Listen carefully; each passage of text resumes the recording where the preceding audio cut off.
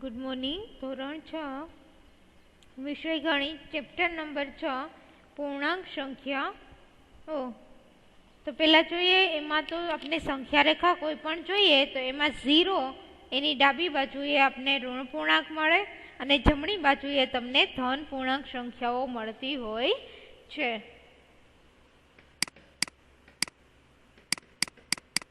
આ સંખ્યા રેખા છે 0 1 2 तो आ बाजू धन पूर्णांक होय -1 -2 तो आ बाजू ऋण पूर्णांक संख्याओ होय छे। हवे ऋण पूर्ण संख्या शून्य अने धन पूर्ण संख्याओ मळी अने पूर्णांको बनावे छे। एटले के जमणी बाजू होय ए मोटी संख्या हशे अने डाबी बाजू हशे ए नानी संख्या हशे। डाबी बाजू थी जमणी बाजू जोईए तो डाबी बाजू नानी संख्या होय अने जमणी बाजू मोटी संख्या होय छे। जोईए हवे एना पछी स्वाध्याय 6.1 एमां पहेलो दाखलो छे नीचे आपेला पदोना विरुद्ध पदो लखो। एमां ए छे पहेला दाखलामां वजनमा वधारो तो विरुद्ध शुं थाय तो के ए वजन में घटाड़ो। बी में छे 30 किमी उत्तर में तो उत्तर नु विरुद्ध शू थशे तो के दक्षिण। 30 किमी शेमां आवशे दक्षिण में। सी छे 326 बीसी एटले के एनु विरुद्ध शू थशे तो के 326 ए डी। डी छे 700 रुपया नुकसान तो नुकसान नु विरुद्ध शू थशे तो के नफो। અને ઈ છે દરિયાની સપાટીથી 100 મીટર ઉપર તો વિરુદ્ધ શું થાય ઉપરની બદલે દરિયાની સપાટીથી 100 મીટર નીચે। બીજો દાખલો છે નીચેની સંખ્યાઓને યોગ્ય સંકેતો સાથે પૂર્ણાંક તરીકે દર્શાવો। એમાં એ છે વિમાન જમીનથી ઉપર 2000 મીટરની ઊંચાઈ ઉપર ઉડી રહ્યું છે। 2000 મીટર हवे एने अपने प्लस माइनस में तो जमीन की सपाटी थी ऊपर होय एटले धन संख्या होय तो आगळ कई निशानी करवानी बी प्लस नी। एना पछी बी छे एक सबमरीन दरियानी सपाटी थी 8000 मीटर नी नीचे जई रही छे। 800 मीटर जो उपरना में दरियानी सपाटी थी ऊपर हतुं एटले आपणे कई निशानी करेली हती प्लस नी। हवे दरियानी सपाटी थी नीचेनी साइड छे तो कई निशानी आवशे माइनस। खाता में 200 रुपया जमा एटले के जमा हशे तो आपने शेनी निशानी करशी तो के प्लस नी। एटले के 200 रुपया तो आगळ निशानी शेनी आवशे प्लस नी। अने डी छे खाता मांथी 700 रुपया उपाड़ एटले के लई लीधा तो निशानी कई आवशे माइनस नी। त्रीजो दाखलो छे नीचे आपेली संख्याओनुं संख्या रेखा ऊपर निरूपण करो। एमां ए आपेलू छे +5।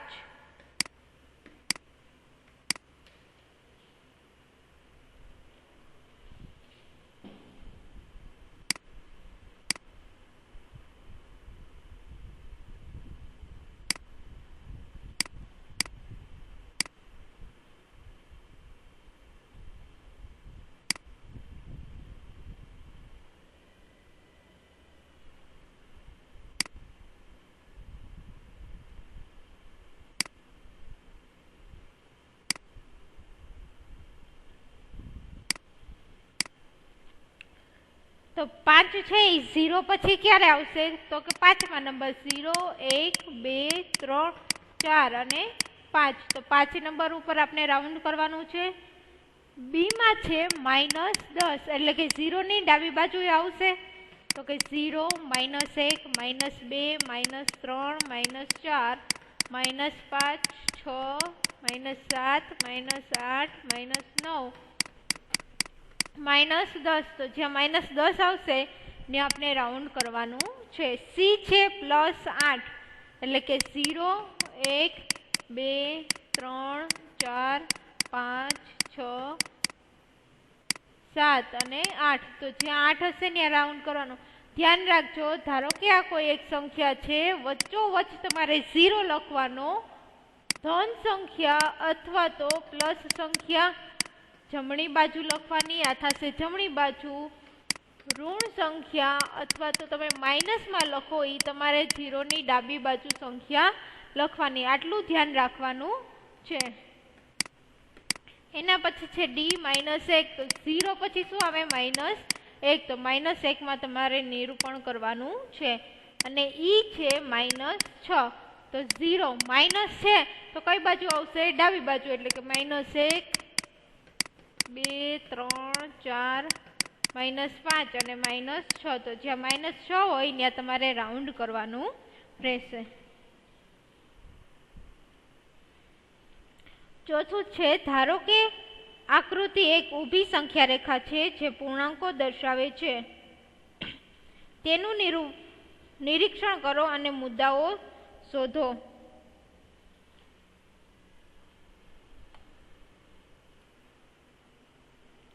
એમાં પહેલો દાખલો છે, જો બિંદુ ડી પૂર્ણાંક +8 છે તો પછી -8 વાળું બિંદુ ક્યુ છે.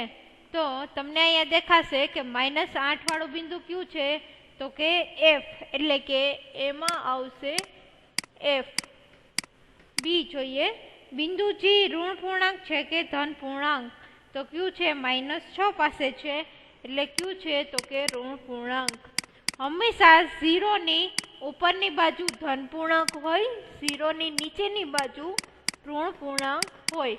એટલે કે ધન પૂર્ણાંક પ્લસની નિશાની આવે, ઋણ પૂર્ણાંક માઇનસની નિશાની આવે. સી, બિંદુ બી અને ઈ ના સંગત પૂર્ણાંકો લખો. તો બિંદુ બી ક્યાં છે? તો કે અહીંયા 4 પાસે. તો ઈ છે +4 બી માટે. આ આગળ લીટો છે એ દર્શાવે છે કે અહીંયા 4 લખેલું છે, એ માઇનસની નિશાની નથી, ધ્યાન રાખજો. અને ઈ ક્યાં છે? તો કે છેલ્લે. એટલે કે -10. ઈ ના સંગત પૂર્ણાંકો છે. એના પછી આ સંખ્યા રેખા પર નિર્દેશ કરો કે કયા બિંદુની કિંમત સૌથી ઓછી છે. તો કે ઈ ની કિંમત સૌથી ઓછી છે, કારણ કે ઈ માઇનસની કિંમત પહેલા ઉપર પ્લસ છે, નીચે માઇનસ છે. માઇનસની કિંમત ઓછી હોય, એમાં પણ જે છેલ્લે હશે એની કિંમત ઓછી હોય. ઈ છે તમામ બિંદુઓને મૂલ્યના ઘટતા ક્રમમાં ગોઠવો. એટલે કે પહેલા સૌથી વધારે ક્યુ છે, તો કે પછી ડી, સી, બી. તમારે આ ઘટતા ક્રમમાં ગોઠવેલા છે એ લખવાનું. ડી, સી, બી, એ, ઓ. તમને આપેલા છે ઘટતા મૂલ્યમાં. આ બધા તમારે લાઈનમાં લખવાના રહેશે. 5મો દાખલો છે, વર્ષના એક ખાસ દિવસે ભારતમાં 5 સ્થળોના તાપમાનની યાદી નીચે પ્રમાણે છે. એ તમને તમારી ટેક્સ્ટ બુકમાં આપેલું હશે, એમાં તમે જોશો એટલે તમને ખબર પડશે. તો નીચેના પ્રશ્નોના તમારે જવાબ આપવાના છે. એમાં આપેલું છે સિયાચીન, સિમલા, અમદાવાદ, દિલ્હી અને શ્રીનગર. તો એ પ્રશ્નનો જવાબ છે આ સ્થળના તાપમાનને ખાલી સમના પૂર્ણાંક સ્વરૂપમાં લખવાના છે.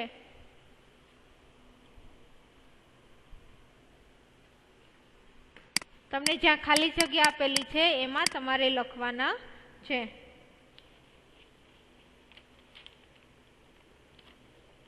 0 અંશ સેલ્સિયસ થી 10 અંશ સેલ્સિયસ નીચું છે એટલે શું આવશે? -10 અંશ સેલ્સિયસ. બીજું છે 0 અંશ સેલ્સિયસ થી 2 અંશ સેલ્સિયસ નીચું હોય એટલે -2. ત્રીજામાં છે 30 અંશ સેલ્સિયસ ઊંચું એટલે કે +30 અંશ. ચોથામાં છે દિલ્હીમાં 20 અંશ સેલ્સિયસ ઊંચું એટલે કે +20 અંશ. અને એના પછીનામાં છે 5 અંશ સેલ્સિયસ ઊંચું એટલે કે -5 અંશ. આ બધા એના જવાબ છે. આ છે સિયાચીન, તમને કોષ્ટક આપેલું છે એમાં લખવાનું છે. બીજું છે સિમલા, ત્રીજું છે અમદાવાદ, એના પછી છે દિલ્હી અને એના પછીનું છે એ શ્રીનગરનું જવાબ છે. બી આપેલું છે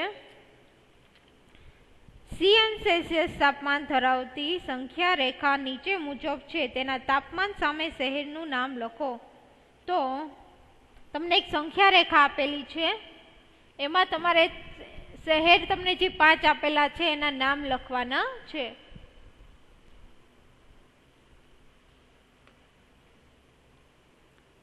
હવે જોઈએ, પેલા પ્લસમાં જોઈએ તો અમદાવાદનું કેટલું છે +30, એટલે કે જ્યાં 30 હશે ત્યાં તમારે શું લખવાનું છે? અમદાવાદ. પછી જોઈએ દિલ્હીનું +20 છે, એટલે કે 20 હશે ને શું લખવાનું? દિલ્હી. આ આપણે એ નું કોષ્ટક પૂરું કરેલું છે એમાંથી જવાબ લખવાના છે.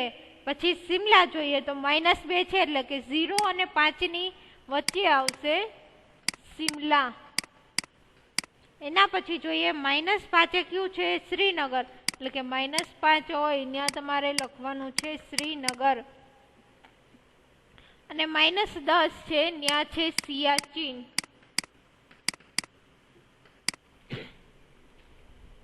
સી છે સૌથી વધુ ઠંડુ સ્થળ કયું છે? તો એ કયું આવશે?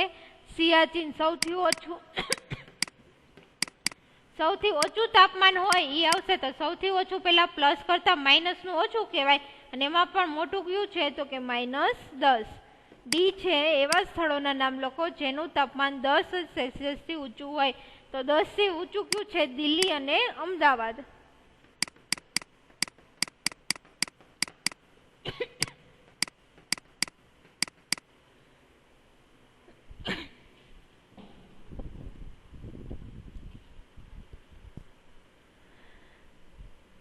હવે જોઈએ દાખલા નંબર 6. નીચેની દરેક જોડીમાં સંખ્યા રેખા પર કઈ સંખ્યા બીજી સંખ્યાની જમણી બાજુ આવેલી છે? એમાં પેલું છે 2 અને 9.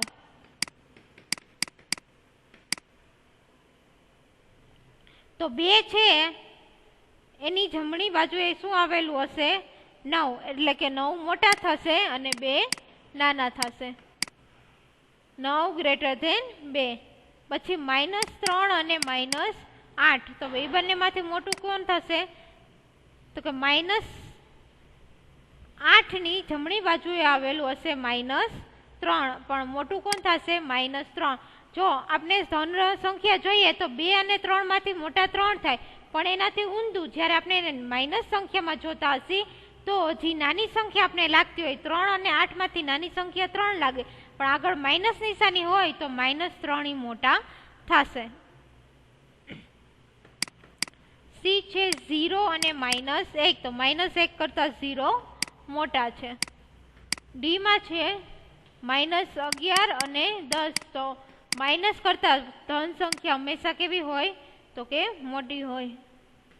એના પછી છે -6 અને 6, ફરીથી માઇનસ સંખ્યા કરતા ધન સંખ્યા મોટી હોય એટલે 6 સંખ્યા મોટી થશે. 1 અને -100, અહીંયા જો 1 અને -100 જોતા મોટા લાગે, પણ આગળ માઇનસ નિશાની છે, 1 છે એ પ્લસ છે, એટલે કે મોટા થશે 1. 7મો દાખલો. આપેલી જોડીઓ વચ્ચેના દરેક પૂર્ણાંકોને ચડતા ક્રમમાં લખો. એમાં એ આપેલું છે 0 અને -7, એની વચ્ચેનાને લખવાના છે ચડતા ક્રમમાં. એટલે કે પેલા આવશે -6, -5, -4, -3, -2 અને -1. સૌથી નાની સંખ્યા પેલી. જો 1 અને 6 માં 6 મોટા કહેવાય, પણ માઇનસ નિશાની છે એટલે ઊંધું થશે. -6 નાના થશે ને -1 મોટા થશે. 0 અને -7 ની વચ્ચેની સંખ્યા લખવાની. -4 અને 4, તો -4 પેલા ચડતા ક્રમમાં લખો એટલે હંમેશા પેલા કેવી સંખ્યા આવશે? માઇનસની, પછી પ્લસની સંખ્યા આવે. એટલે કે -3, -2, -1, 0, 1, 2 અને 3. 3 પછી 4 આવી જશે. તમને 4 સુધી લખવાના કીધા છે. એવી જ રીતના સી માં આપેલું છે -8 અને -15.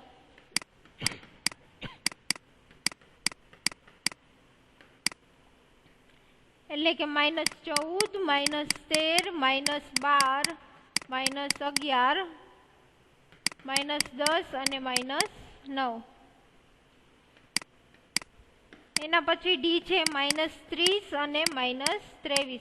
આ બંનેની વચ્ચેની સંખ્યા લખવાની છે.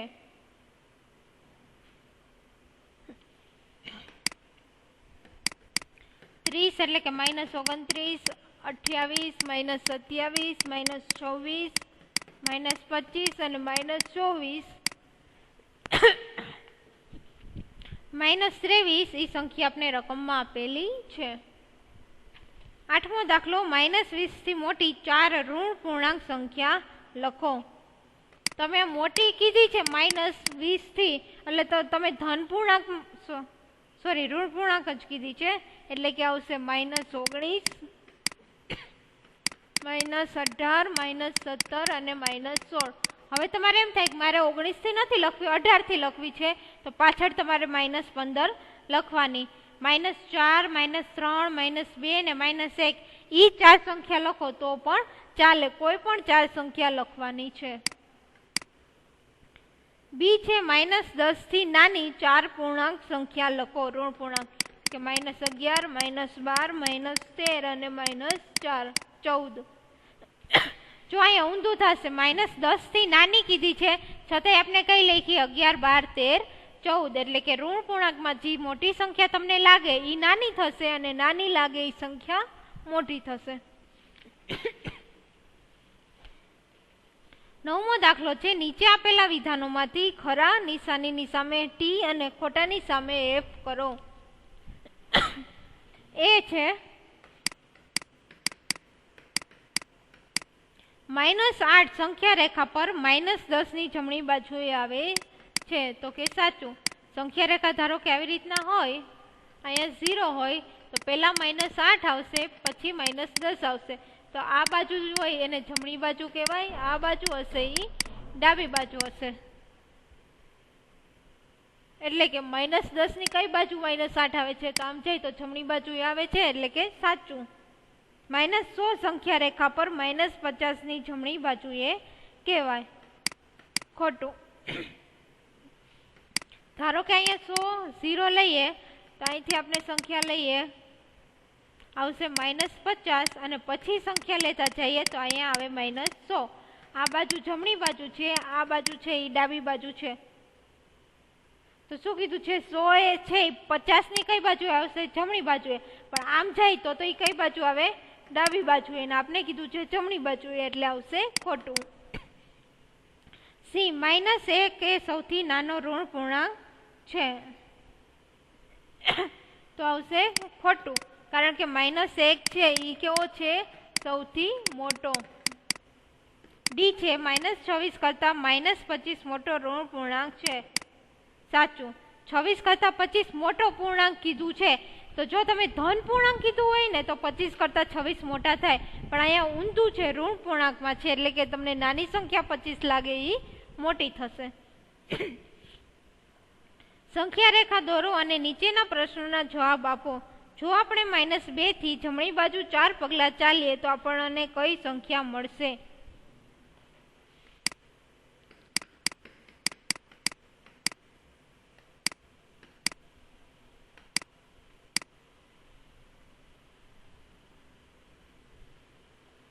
તમને કીધું છે -2 થી 4 ડગલા ચાલવાનું છે, એટલે કે અહીંયા વચ્ચોવચ્ચ 0 હશે, 1, 2, 3, 4. 0 ની જમણી બાજુ હંમેશા પ્લસ સંખ્યા લખવાની, ડાબી બાજુ હંમેશા માઇનસ સંખ્યા લખવાની, એટલે કે -1, -2. -2 થી 4 ડગલા ચાલવાના છે, તો કે આ એક ડગલું, આ બીજું, આ ત્રીજું અને આ ચોથું. આ એક ડગલું, બીજું ડગલું, ત્રીજું ડગલું અને ચોથું ડગલું. એ કઈ સંખ્યા આવી? 2. તો કઈ સંખ્યા ઉપર પહોંચીશું? +2 સંખ્યા ઉપર આપણે પહોંચીશું.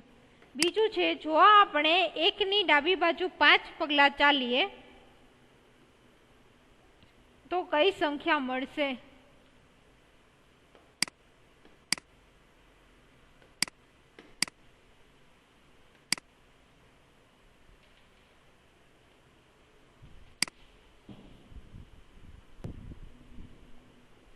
એકની ડાબી બાજુ કઈ સંખ્યા આવશે? તો કે 1 પછી તો 0 આવી જશે. 0 -1 -2 -3 -4 -5. હવે 5 ડગલા ચાલીએ. 1 2 3 4 અને 5. તો 5 ડગલા એ કઈ આવશે? -4. સી છે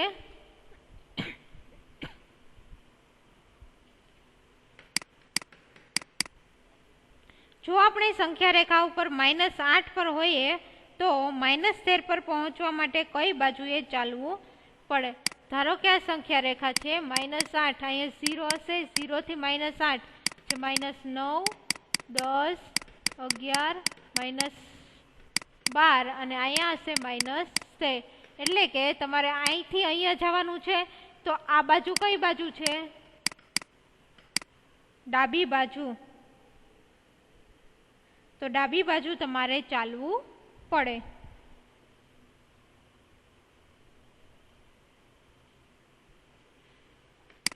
એના પછી ડી જોઈએ. જો આપણે સંખ્યા રેખા પર -6 પર હોઈએ તો -1 પર પહોંચવા કઈ બાજુ ચાલવું પડે? અહીંયા 0 હશે, -1, -2 ને -6. અહીંથી હશે 0 થી બધી પ્લસ સંખ્યા છે 1 2 3 4. હવે આપણે -6 ઉપર છીએ, ત્યાંથી આપણે ક્યાં જવું છે? -1 ઉપર. તો તમે કોઈ પણ લ્યો, આ બાજુ કઈ હશે? જમણી બાજુ. આ બાજુ જઈએ તો ડાબી બાજુ. તો આપણે અહીંથી અહીંયા ગયા એટલે કઈ બાજુએ ગયા? જમણી બાજુએ. તો કઈ બાજુ ચાલવું પડે? જમણી બાજુ ચાલવું પડશે. અહીંયા તમારું સ્વાધ્યાય 6.1 પૂરું થાય છે. બાકીનું ચેપ્ટર આપણે બીજા લેક્ચરમાં જોઈશું.